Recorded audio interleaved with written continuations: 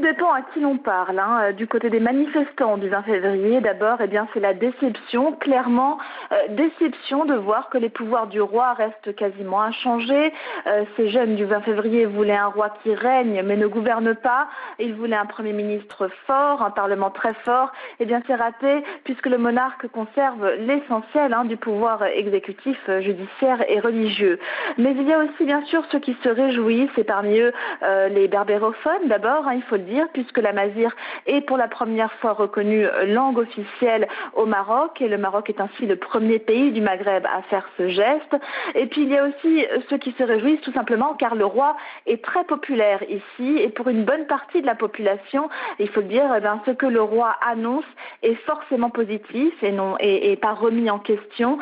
Ces personnes-là disent que le discours du roi fait preuve de modernité. Ils se réjouissent que le monarque ait pris quelques engagements, notamment vis-à-vis d'une plus grande indépendance de la justice et de la lutte contre la corruption.